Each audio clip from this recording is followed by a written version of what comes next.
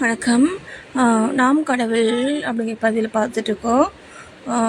அது வந்துட்டு திருமந்திரம் 2542வது பாடலும் திருமந்திரம் 2543வது பாடலும் வந்துட்டு இன்றைக்கி பார்க்குறோம். என்ன சொல்கிறாங்க அப்படின்னா, அழுகின்ற சாயா புருடனை போல கருகின்ற நீரில் குமிழி காணில் எழுகின்ற தீயே கற்பூரத்தையொக்க பொழிகின்ற இவ்வுடல் போமா பரத்தே அப்படின்னு சொல்கிறாங்க. ஓகேவா? நெக்ஸ்ட் பாட்டு வந்துட்டு, உடலும் உயிரும் ஒளிவர ஒன்றில் படரும் சிவசக்தி தாமே பரமாம். ஓகேவா? உடலை விட்டு விட்டு இந்த உயிர் எங்குமாகி கடையும் தலையும் கறக்கும் சிவத்தை அப்படின்னு சொல்கிறாங்க. அதுக்கு இந்த விளக்கம் வந்துட்டு என்ன சொல்கிறாங்கன்னா, பழங்கின் நிழலும் பிற நிழலும் உச்சி காலத்து கதிர் சாய்வு இன்மையால் புறத்து புலனாவது இல்லை அப்படின்னு சொல்கிறாரு. புரியுதுங்களா சொல்கிறது? இப்போது உச்சி வெயிலில் நீங்கள் அந்த நிழலை நீங்கள் பார்க்க முடியாது இல்லையா? நிழல் வந்துட்டு உச்சி பொழுதில் நீங்கள் பார்க்க முடியாது. நிழல் வந்துட்டு எப்போ இருக்கும்? சாயந்த நேரத்தில் இருக்கும். ஒரு 3 மணிக்கு மேலே தான் வந்துட்டு அந்த நிழல் தெரியும். அப்படி இல்லை காலையில் தெரியும் இல்லையா? உச்சி பொழுதில் வந்துட்டு அந்த நிழல் வந்துட்டு பார்க்க முடியாது. என்ன அதுபோல் உயிரும்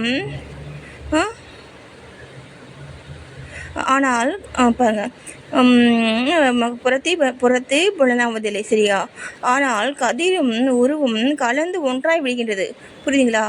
அந்த சூரிய கதிர்களும் நம்முடைய உருவமும் வந்துட்டு ஒன்றா ஆயிடுது. அதே போல் உயிரும் பிறவா நிலை ஏதும் பெற்றி வாய்ந்த பொழுது திருவருளில் கலந்துவிடும்.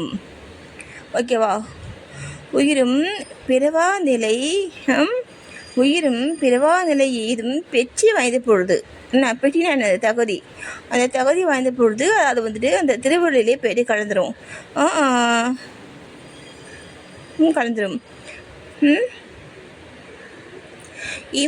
திறனை சாயாபுடன் அழிக்கின்றது போல் என்று கூறுகின்றார்.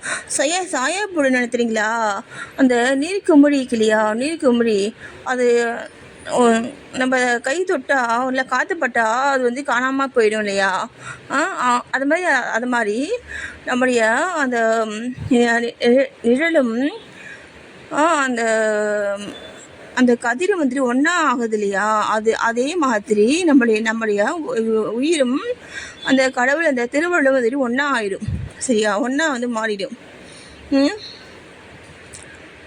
ஒன்றா மாறிடும். அது வந்து எது மாதிரி வந்துட்டு இருக்கும் அப்படின்னா, அந்த அந்த நீர்க்குமிழி வந்துட்டு எப்படி காணாமல் போயிடுதோ அது மாதிரி காணாமல் போயிடும். நம்முடைய உயிர் வந்துட்டு காணாமல் போயிடும்.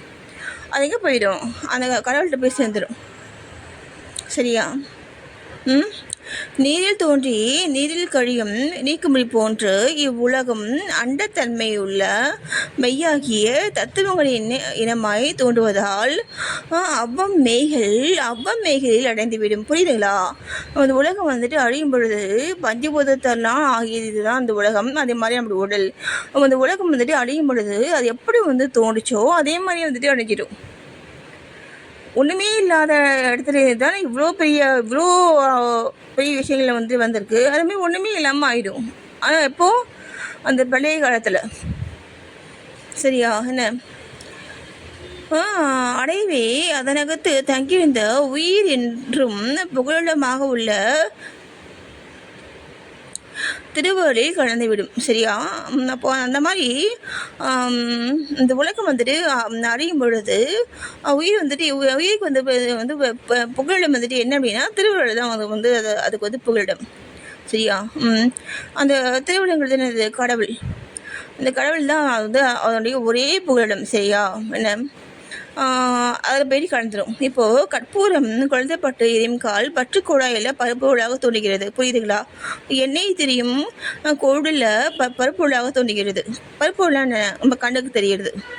எண்ணெயும் தெரியும் ஒன்றா சேர்ந்து தான் தீபமாக வருது இல்லையா? அதேமாதிரி கற்பூரம் வந்துட்டு எரியும் பொழுது வந்து நமக்கு இந்த தீபம் வந்துட்டு வருது இல்லையா? என்ன இப்போது பாருங்க, எண்ணெயும் திரியும் கலந்த திரிவிளக்கில் திரி பற்றுக்கூடாக எண்ணெய் அதன் சார்பாக நின்று எரிகிறது. புரியுதுங்களா? திரி இருந்தால் தான் வந்துட்டு எண்ணெய் எரியும். திரி இல்லைன்னா எந்த எண்ணெய் மட்டும் தனியாக வந்துட்டு எரியுமா என்ன? இதில் பட்டுக்கொடியா பட்டுங்கிறது என்னது? பட்டு தான் திரி. ஓகேவா? திரி வந்து பட்டுக்கூடாக இருக்குது. எண்ணெய் வந்துட்டு சாபாக இருக்குது. எண்ணெய் தான் திரி தான் வந்து மெயின். திரியெல்லாம் எண்ணெய்க்கு வந்துட்டு அங்கே வந்து எண்ணெய்க்கு வந்துட்டு எண்ணெய் வந்து செயல்படாது. அப்போ அந்த பட்டுக்கூடாக வந்துட்டு இருக்கிறது என்னது? திரி. அதனால் திரி ஓகேவா? இப்போது எண்ணெயும் திரியும் கலந்த திரிவிளிக்கு திரி பற்றுக்கூடாக எண்ணெய் அதன் சாபாக நின்று எரிகிறது. அதனால் திரியின் எச்சம் தென்படுகிறது. ஆனால் அந்த எண்ணெயை தனி சாபாக எரியுமானால் எச்சம் காணப்படாமை போன்று சரியா கற்பூரம் தீபமாகும். புரியுதுங்களா? அவங்க சொல்ல வர்றது இப்போ. ஆனால் அவ்வெண்ணெயை தனி சார்பாக நின்று எரியும். இப்போ எண்ணெய் மட்டும் தனியாக நின்று எரியுமா? அந்த மாதிரி எரிஞ்சிச்சு அப்படின்னா எச்சம் வந்து இருக்காது. சரிங்களா? எச்சம் வந்துட்டு இருக்காது. ஓகேவா? என்ன அதே மாதிரி கற்பூரமும் வந்துட்டு அப்படி காணாமல் போயிடும். கற்பூரம் அப்படி காணாமல் போயிடுது. அதே மாதிரி கற்பூரம் வந்து தீபமாக மாறிடும். அதே போல தான் அப்படி உடம்பும் திருவள்ளால் நுண்தன்மை எய்தி நுண்மெய் கண் அடங்குகிறது. நுண்மெய் கண் அடங்குகிறது. அடங்கவே ஆறுயிர் திருவள்ளில் அடங்கிவிடும். புரியுதுங்களா? ஆறுயிர் திருவள்ளில் அடங்கிவிடும். மூவகை ஒப்புக்களாலும் திருவள்ளால் உடல் நுண்மயமாய் பிரிந்து நுண்மெய் கண் அடங்குவதும் ஆறுயிர் திருவருளில் கலப்பதும் இங்கு குறிப்பிடப்பட்டன. புரியுதா அவங்க சொல்ல வருது? அந்த ஆறுயிர் வந்துட்டு திருவருளில் போயிட்டு கலந்துரும். திருவருளில் போயிட்டு கலக்கணும் அப்படின்னா நம்ம எந்த மாதிரி செயல்படணும் அப்படிங்கிற விஷயங்கள் தான் நான் வந்துட்டு நம்ம ஃபேமிலிக்குள்ளே நம்ம சொல்லிக்க பார்த்தீங்களா? அந்த விஷயங்கள்லாம் நான் வந்துட்டு அதை பற்றி தான் சொல்லிக்கிறது. அது அந்த மாதிரி நீங்கள் செயல்பட்டீங்க அப்படின்னா நம்மளும் கடவுளும் ஒன்றா மாறிடலாம். நன்றி.